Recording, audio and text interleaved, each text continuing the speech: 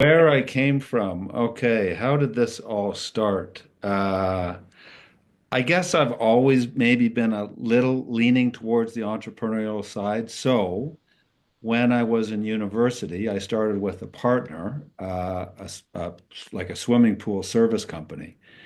And we grew that to a fair size and we ran it for maybe 7 or 8 years. We got to maybe 10 or 12 trucks. And this chap is still a very good friend of mine. He's a brilliant, brilliant guy, but he's a hard guy to spend all day, every day with. And I got to the point where I just couldn't do it any longer. And in the agreement that we struck, we had a shotgun clause that, which I'm sure you're aware of how that works, which is I'll buy you for X. And if you don't like that number, you have to buy me for X. So I gave him terms, and he said, look, I'm not going to run this company alone, and I'm not going to run it without you. So we got to sell it. So we sold it. In the interim, I, together with my wife, had been renovating and flipping houses and trying to make a buck doing that, having very little success at it in a down market. However, we were into it. So the first guy that came along bought that swimming pool company and still runs it to this day, although I think he sold it to another party.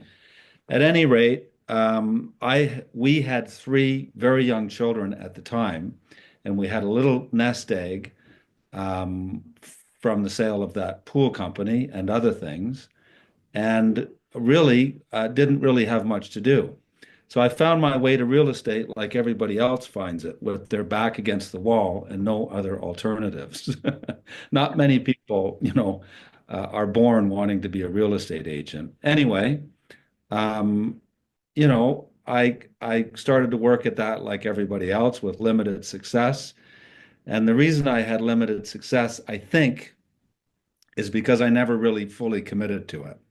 And I had another very good friend at that time who, I was complaining about the real estate business and how these folks are like cold calling and they're knocking on doors and they're doing all these undignified things to to make a buck and like, you know, kill me if I'm going to be that guy doing that.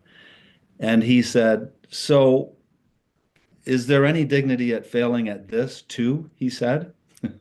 And it struck me that maybe I should apply myself. And it really was the first time that I applied myself. So I came to real estate kind of by mistake, or kind of backed into real estate, I think. And I think for the first time in my life, I really tried hard at it. And I think for the first time in my life, I was good at something. So I stayed with it. So that's really the Cole's Notes version of how I came to be in real estate and the entrepreneurial bent to it, if you will. I would love for the sake of contrast of how you started, which was not very enthusiastic about it, Yeah, not very happy about it, to very quickly, and then we're going to talk the in between during the interview, to sure. jump into today. You're running Yeah, a successful team. yeah, How many people? What's the volume?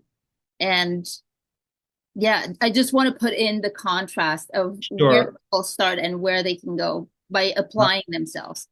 Okay, so you want to know the scale of the business now? Is that the Yes. idea? Yeah.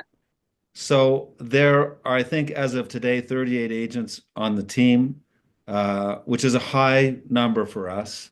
Uh, I think, we'll do between 400 and 500 transactions this year.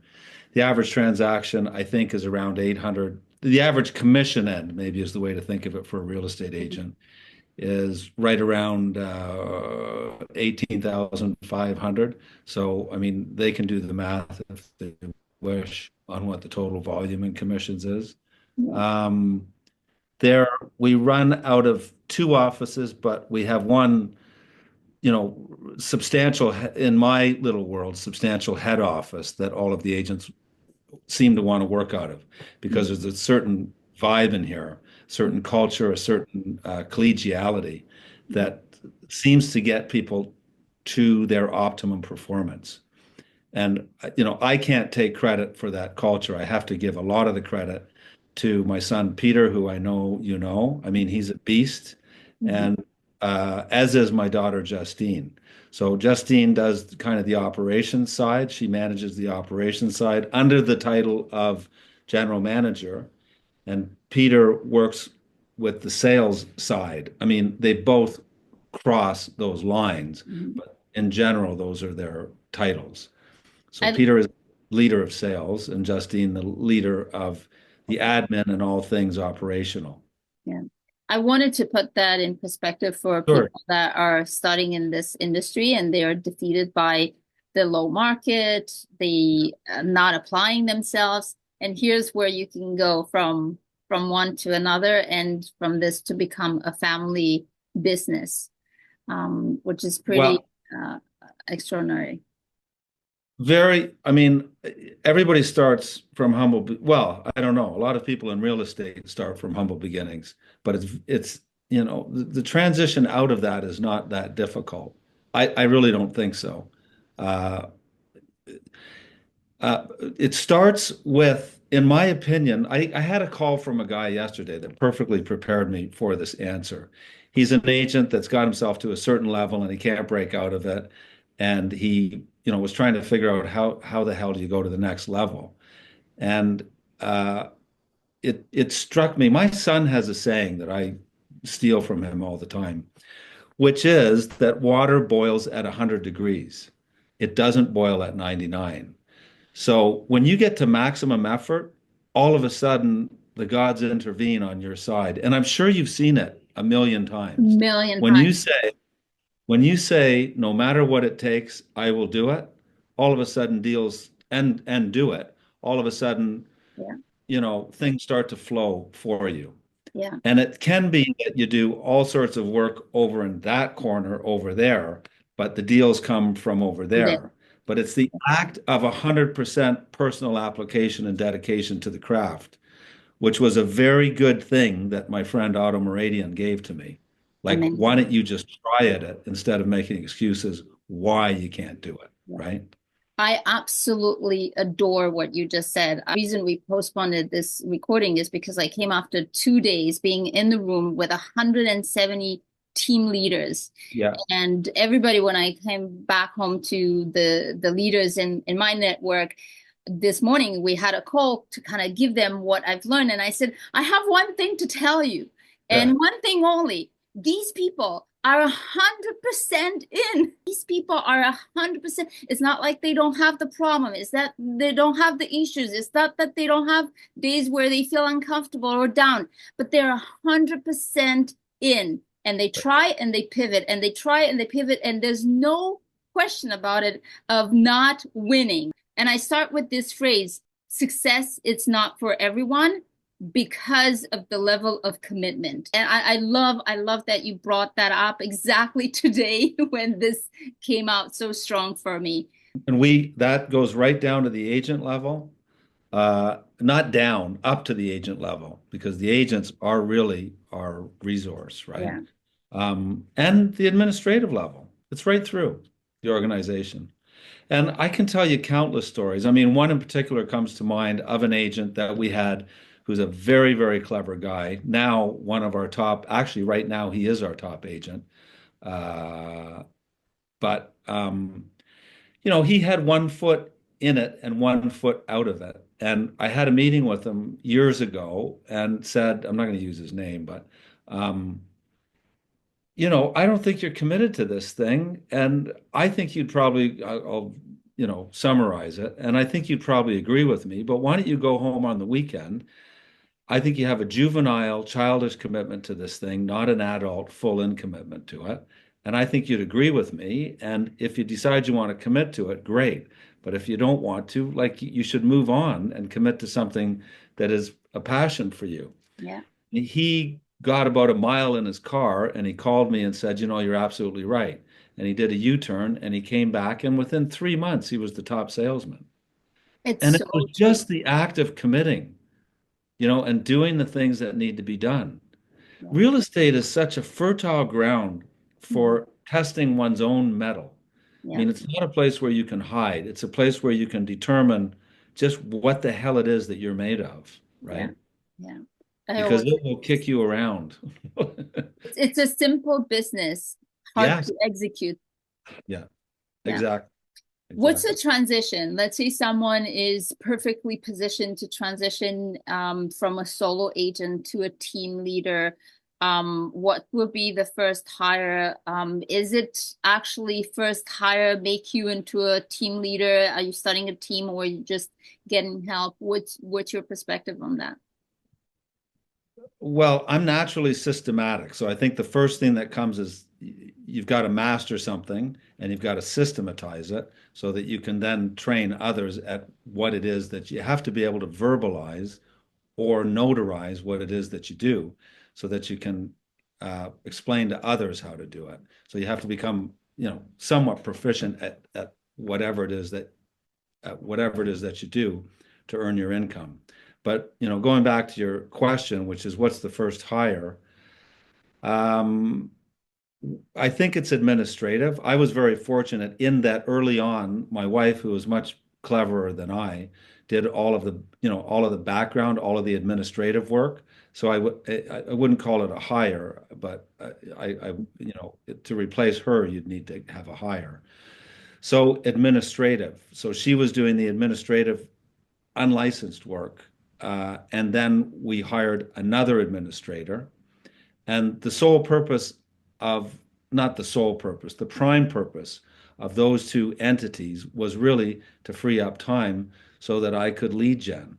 So you have to become proficient at the sales job, and the sales job really is the lead generation job. So if you become very good at the lead generation job, you quickly run out of time to service the leads that you're generating. And naturally,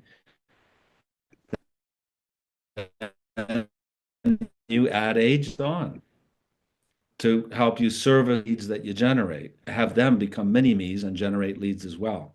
Really, that's the nut of it. When you start hiring, what was the business model? EOS, Rockefeller, did you adopt a business model or it's kind of like it organically became What do you mean? Sorry, I don't um know what EOS is. so in the world of building teams, there's different business models in the sense of there's the visionary of the team, there's the integrator of the team, the people that are more oriented into operation, identifying that which one are you and which one you're going to hire and who are going to be in which position, kind of break down the organization. And at the beginning, you fill all of the roles, but then later on, you kind of find the people and you start hiring in these positions. Was it intentional or organically as needed? It became for you a necessity to make these hires and fill these positions. Nowhere near as sophisticated as you're talking about. Yeah, no, we don't have, nor do we aspire to such sophisticated techniques as you're talking about. I mean, what, so, we hired out of necessity. We need a buyer agent to handle the demand of our clientele. We need another buyer agent to handle the needs of our clientele. There is a buyer agent who might be good to take some listings. Let's move them into listings. I mean, those uh, slotted positions didn't come until much later in our evolution. Maybe when we were a team of maybe 5 or 10 people, did we start to think in those terms. Like we would be able to handle this much more business if we had this many more people, that is. What are your thoughts on showing agents versus buyer agents? Uh, we, I don't know anything about a showing agent. We've never done that. So I mean, this will sound trite, but our thing is the relationship, the relationship, the relationship. So we want a buyer agent or a listing agent to form a relationship with the client that we can service for the rest of that client's lifetime. Mhm. So I mean, we've sort of slipped into the model. We do have listing agents and we do have buying agents. And sometimes we have a listing agent and a buying agent on a client. And we used to always have a listing agent and a buying agent on a client. We've since relaxed that a little bit.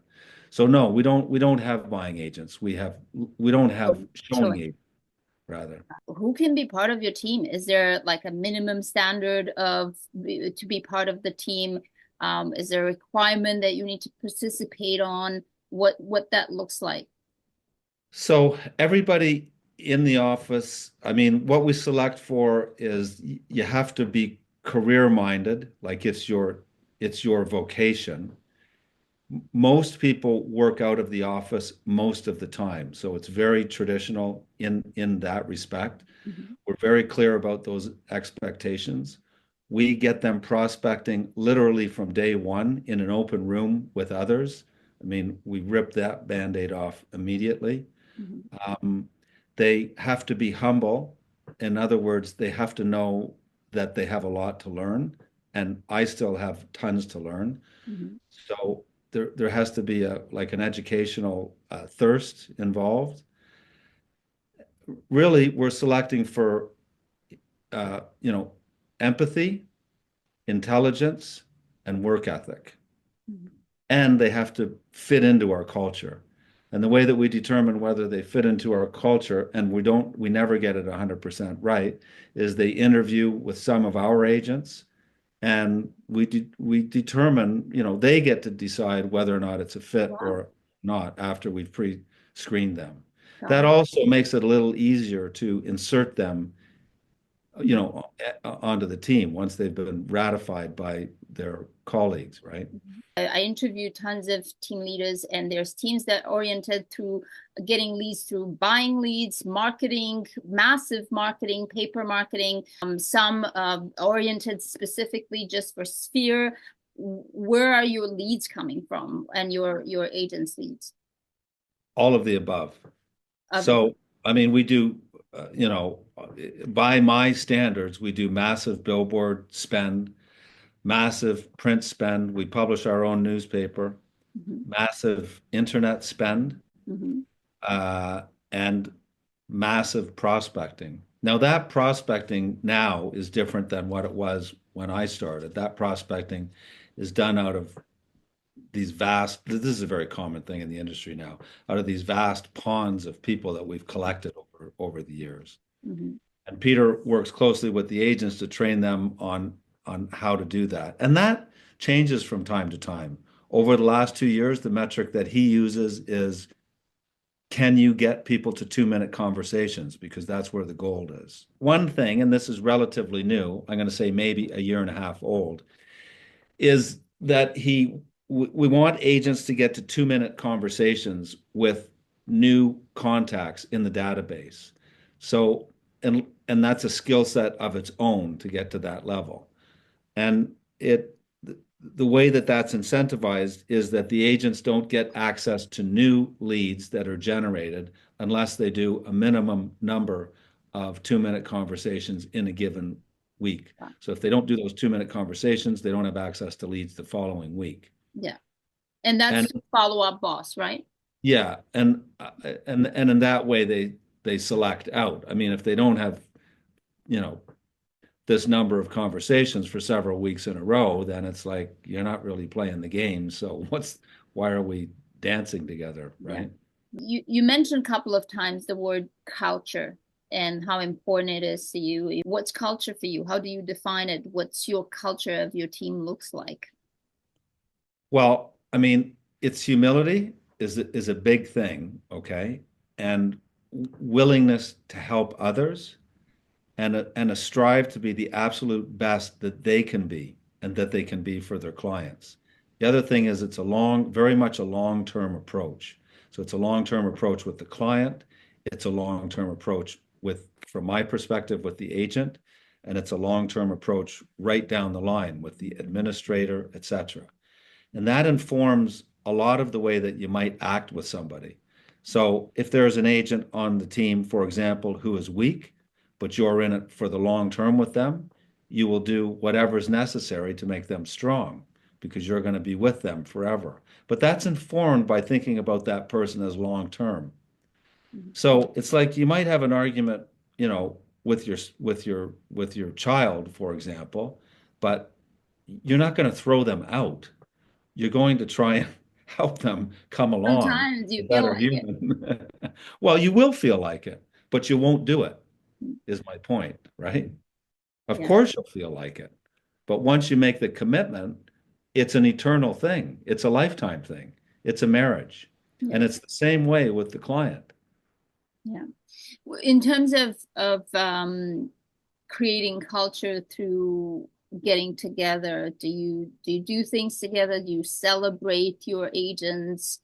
Do they get compensated for their efforts, recognized? Well, yeah, that's an ongoing thing, but it's not formulaic, okay? Because it needs to be genuine, Yeah. not, okay, it's Monday and I better go around and congratulate the agents. It doesn't work. That doesn't work. I Mhm. mean, we've been advised to do that on numerous occasions, but it's not sincere. So we can't operate that way. Yeah. Um, we have various things. So there are TVs, for example, throughout the building that flash the sales all day long. And many of the agents, when they start, will tell you, I don't like that. It's embarrassing. I say it's like it's a sales organization. We run on numbers, so we're going to be transparent. Oh, another chief component of what we do is transparency. Everything is open. So everybody knows all of the leads that come in and who they went to. Everybody knows what everybody else's numbers are. We have meetings where that's shared openly. Um, and you can learn when you know and when you track, but you can't learn if you're in the dark. And you need to have a model to aspire to. So the idea, and there are, I'm forgetting your question and I'm rambling on. What is your question? Sorry. It's great because you actually touch on very valuable insights of how you actually um, maintain not only the culture but the motivation of agents. The initial question was related Yeah. to Oh. culture and how you celebrate and how you nurture basically the agents. Well, we have I mean it's very open and very intimate relationships, I'd say, on the team. So, I mean, first and foremost, everybody shares everything. So, our the concept there is that the client gets the benefit of the experience of everybody in the building. So, if they're doing a purchase or a sale, and somebody knows something, that client will ultimately know that. So if, I mean, I can hear, my door is closed, but I can hear agents having a conversation about a client right now and how they can best do that. That goes on all day, every day. So it's open share, open share, open share. And that just becomes normalized very, very quickly. Mhm. Even people that, aren't sort of naturally allied with such a philosophy become that way over a very short period of time. So it's very, very open and sharing. That's a big deal because you can take advantage of everybody else's experience and become much the better for it on the culture side. Now, to facilitate that, I mean, we have quarterly meetings where people share their aspirations for the next quarter. This is primarily from our coach, John Cheplack, who's a brilliant coach. Um, so they share their aspirations. They share what it precisely it is the largest undertaking that they're going to undertake to accomplish what it is that they want to do over the next quarter. And then that's audited by everybody in the room. So Joe wants to sell 4 houses, or 12 houses in the next quarter.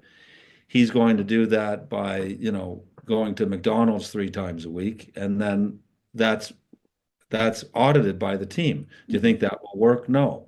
Okay, try something else until we get to a solution.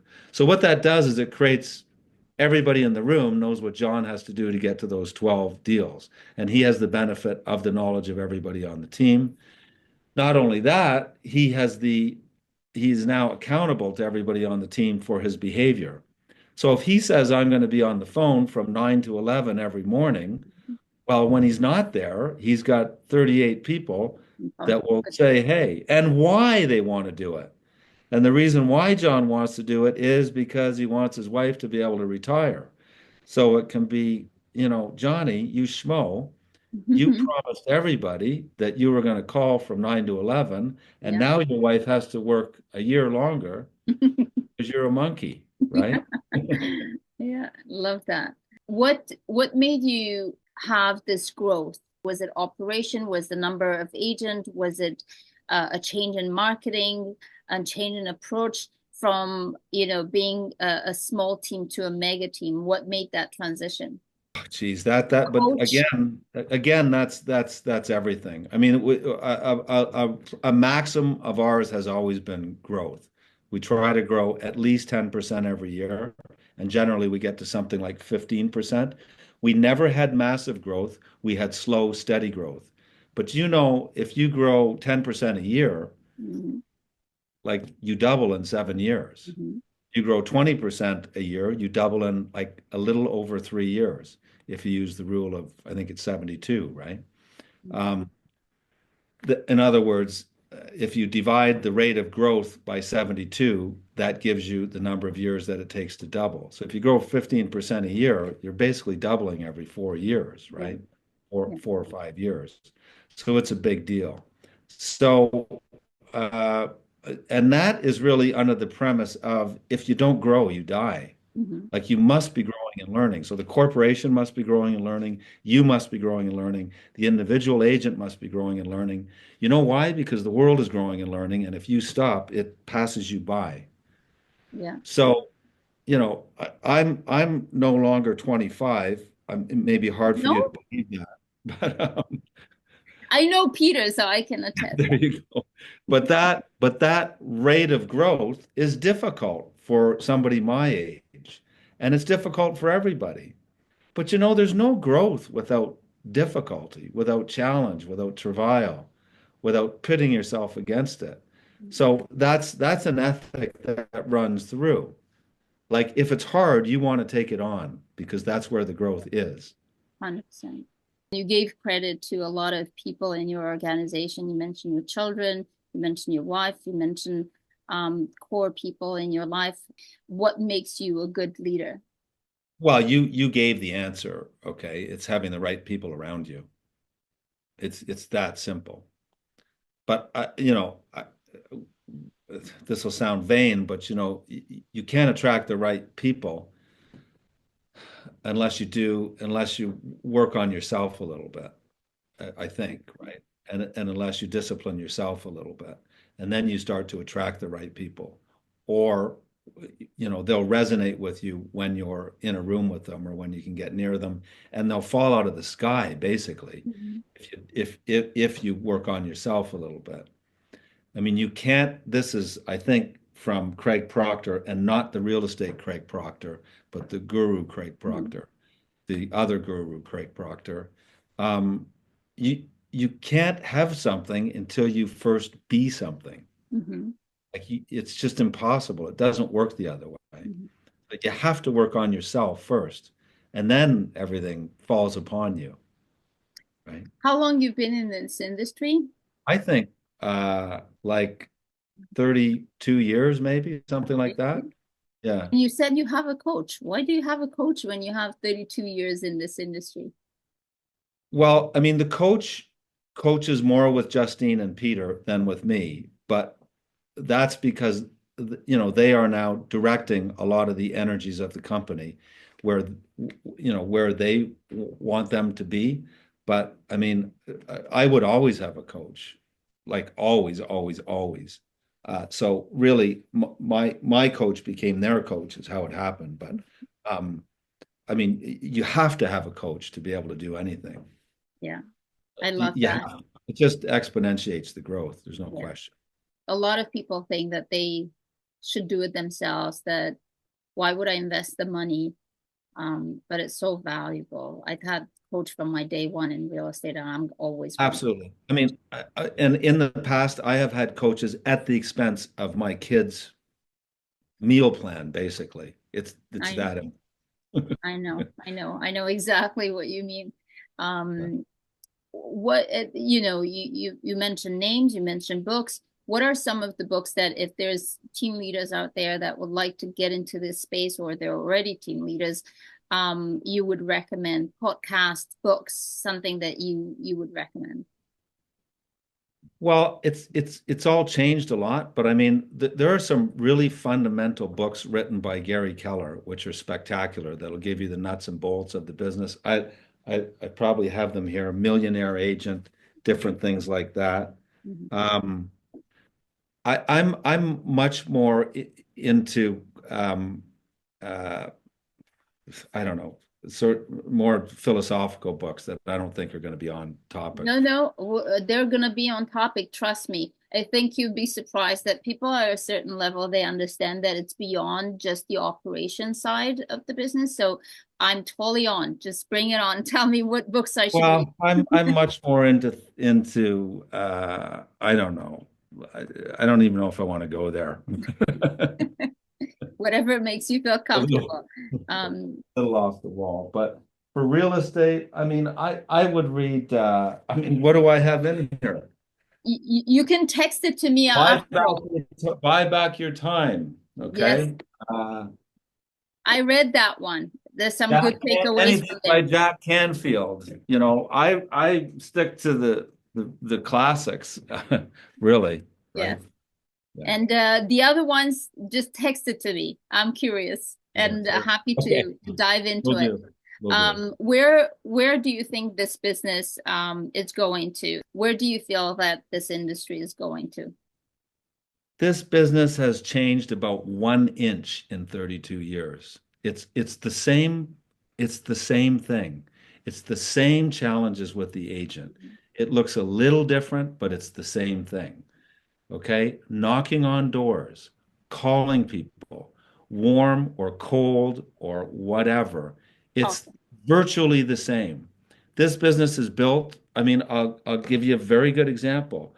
I told you that all of a sudden I was, without income and 3 young kids. Now, luckily, I had necessity to teach me what I had to do. Mhm. So I very simply just cold called from 9:30 to 11:30 every day and So, 2 nights a week. And then in a very short period of, and if you do that enough, you mhm. get good at it. I didn't start out good at it, and I sure as hell didn't have any confidence at it. But in a very short period of time, you modify what it is that you're doing because of the repetition. You Mhm. figure out what works. You hand make a script Yeah. and you start to generate leads and then you service those leads. Back then it was a recipe card. Okay, I'm going to call this guy in January, this guy in February, this guy in March. Mhm. Um, and now you're doing it with the CRM, but it's the exact same thing. I did it with the cards and Yeah, it yeah, was great. yeah. Exactly. Sometimes with the CRM, it's more complicated, less efficient. It's such a numbers game. Yeah. And I mean, half of Peter's life is spent trying to drive the agents into those very dollar productive activities, the very things that I did 30 years ago. Yeah. Yeah. It really hasn't changed a bit. Yeah. Yeah. So if you prospect, prospect, prospect, prospect, and you then start to generate, you'll look like a genius because Mhm. you won't be able to close anything, but you'll have so many leads that you'll close, 10% of them, and you'll make more money than the guy beside you. 100%. Like when I started to work at Remax, there were maybe 100 agents up there, and very few of them prospected. Maybe two of them prospected. Mhm. And I had nothing else to do, and it was embarrassing as hell, but I would just sit there and prospect and prospect and prospect. And then you'd set a goal. Back then, the big mark was, can I make $100,000? And I Mhm. made $100,000, eventually, and I felt like a big shot. And then I just very simply made a goal for $150,000, but nobody else did. Mhm. So then I modified my prospecting behaviors to get to 150. And then, well, why not 250? But Mhm. people weren't doing that back then. Yeah. But it was just goals and They're prospecting. not doing it now either. No, I know. Very few. Very And few. even more so right now, they're, the shiny syndrome, object syndrome Absolutely. is like in their faces. Absolutely. And it must be the market, it must be the team leader, it must be the brokerage, it must be anything else but the prospecting time. Exactly. I So wanted to ask, yeah. one thing that is maybe a little unique in our operation is that, you know, the leads that we generate, I don't work any leads, Mhm, nor does Pete, nor does anybody who is in my family or is on staff. So the agents get all of the leads. And the way that the leads are distributed is 100% equitable. So it's done by shift. So if you're on our team, you have the same access. If you start our team tomorrow and go through the training programs, mhm, you will have the same access as the person who's been here the longest to those leads. amazing. So what that means is that at the end of a given period of time, if the guy beside you is selling twice as much as you are excuseless as to why that's happening. And it's really designed so that you have to look in the mirror for your problems and not out the window. Like Mhm. you have to say to yourself, Johnny has the exact same access to leads as I do, but he's selling twice as much. Maybe I should do something. Maybe I should look inward for the source of my. If you're asking yourself that question, why the other person sells more, that's a phenomenal start. I Yeah, don't think a lot of people get to that point where they can ask, what do I do different than my neighbor that does better? Usually is it but goes back into the default of something it's against me, but you not me. have to have the landscape set up properly. Yeah. We used to leads used to be given, and it's a black box, right? Where did you smile at me today? You get a lead. Did you come to the company function? You get a lead. Do I like you? You know, Mhm. do I feel sorry for you? You get a lead. Well, even the person that gets the most leads in that system thinks they're getting the fewest when it's a black box. When it's open and transparent and everybody knows, they don't have that excuse. Yep. So we try to keep that stuff open so that people understand that they have equal opportunity and it's on them. This gig is about individualism. I mean, even on a team, it's about individualism. Can I get to boiling temperature, right? Can I get to I love 100 that. degrees, right? I love Yeah. I'm gonna steal that because I Yeah. absolutely love it. I Um, stole it from Peter. So, yes, I'm gonna text Peter and I'm gonna text him that and say, you know this, I'm gonna steal it. You're gonna see it on Instagram. Um, mhm.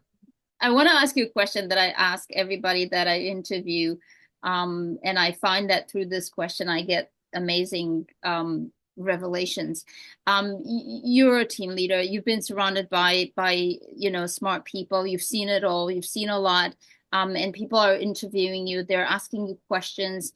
What is one question that you were asked that it was like, wow, this is such a smart question that allowed for an answer that is such a big contribution through that answer. So I would love to know that answer to that special question that you were asked at some point. And you can take your time. Don't feel No, like, no, I know what it is. you know? Okay. What would it mean to your family if you don't apply yourself? Yeah. Yeah. Yeah. Simple. Yeah. It's a great question. I love it from so many different levels and perspectives because people are willing to do more for others that they're willing to do for themselves. Absolutely. Yeah, And when it's family, it's even more impactful. absolutely. Yeah. Yeah. Well, Yeah. thank you so much for your time. I know you're busy. Thank you A for pleasure. accommodating me. Thank you for I'm, sharing. by the way, I am not busy. Okay. Like this, we've got it set up fairly systematically. I'm not Then really. that's what I want to say. If you're not busy and you have a team that closes 500 transactions, you're doing something right. We should have a Well, coffee. not me. The group of us are doing Yes, things. yes. I mean, you are. When I say you, it's like the entity Yeah. of your Thank you. entire team. Yeah. Thank you. Pleasure to have met you, Andrea. A pleasure. Thank you so much for your time, and I look forward for everyone to actually watch and listen to you. There's a lot of nuggets there, and thank you again.